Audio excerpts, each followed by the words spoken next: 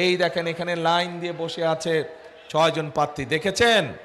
প্রার্থীরা বসে আছে এখানে 6 জন। এদেরকে আমরা দায়িত্ব দিয়েছি, আপনাদের ঘরে ঘরে তারা যাচ্ছে, গেছে, তারা আপনাদের ঘরে ঘরে যাবে, গ্রামে গ্রামে যাবে। আমি বিভিন্নভাবে খোঁজ খবর নিয়েছি, আমি তো নিজেই দেখলাম আসার সময়, সিলেটের রাস্তা দিয়ে আসার সময় রাস্তার সে কি দুরবস্থা, রাস্তা ভাঙা চূড়া দুরবস্থা।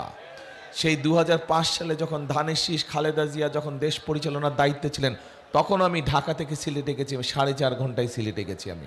আর এখন 10 ঘন্টা সময় লাগছে সিলেট থেকে আসতে, এত খারাপ অবস্থা রাস্তার, আপনারা তো দেখেছেনই। শুধু এই মহাসড়কের অবস্থা যে খারাপ তা না, আপনাদের প্রত্যেকটা জেলার ভিতরে প্রত্যেকটা গ্রাম, উপজেলা, ইউনিয়ন সবগুলো রাস্তাঘাট ভেঙে চুরে খান খান হয়ে গেছে, হয়েছে না? স্কুল কলেজগুলো ধ্বংস হয়ে গেছে, ভেঙে চুরে পড়ে গেছে, কোনো রকম রিপেয়ার নাই, আছে না? হাসপাতালগুলোতে ওষুধের অভাব, ডাক্তারের সমস্যা, চিকিৎসা হয় না ঠিকভাবে, আছে না সমস্যা? বিদ্যুৎ থাকে না, বিদ্যুৎ প্রায় চলে যায়, হচ্ছে না এই সমস্যা? ইন্টারনেটের সমস্যা আছে, হচ্ছে না এই সমস্যা? এর বাইরে আরো সমস্যা আছে, বেকার বহু আমাদের শিক্ষিত তরুণ যুবক আছে, তরুণ সমাজের সদস্য আছে, যারা শিক্ষিত, অল্প শিক্ষিত, অর্ধশিক্ষিত, যেটাই হোক, বেকার আছে, লক্ষ লক্ষ বেকার আছে, আছে না? কৃষকদের এই যে এখানে বহু খাল ছিল এক সময়, খালগুলো বন্ধ হয়ে গেছে, এখানে অনেক মুরব্বী বসে আছে, এই খালগুলো বন্ধ হয়ে গেছে, এই খালগুলো খনন করলে উপকার হবে আপনাদের, তাহলে সেই খালগুলো আমাদেরকে খনন করতে হবে। অর্থাৎ অনেক সমস্যা, কিন্তু কাজও অনেক আছে, অনেক কাজ করতে হবে, দেশকে পুনর্গঠন করতে হবে।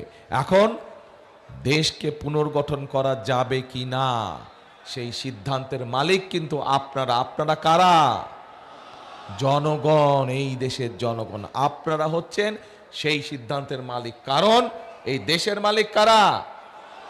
জনগণ, এই দেশের মালিক আপনারা। এই যে এখানে হাজার হাজার মানুষ, এত রাত্রেবেলায় হাজার হাজার মানুষ আছেন, আপনারা সহ সারা বাংলাদেশে যে 20 কোটি মানুষ আছে, এই 20 কোটি মানুষ হচ্ছে এই দেশের জনগণ মালিক।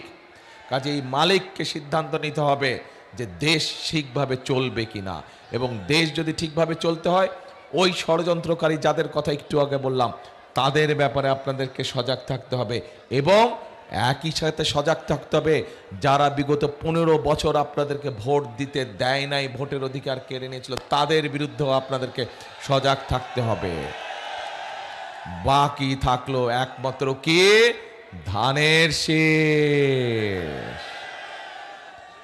যতবার ধানের শীষ, এই দেশের মানুষ যতবার ধানের শীষকে সুযোগ দিয়েছে, প্রত্যেকবার ধানের শীষ তার সর্বোচ্চ দিয়ে চেষ্টা করেছে মানুষের নিরাপত্তা নিশ্চিত করার জন্য।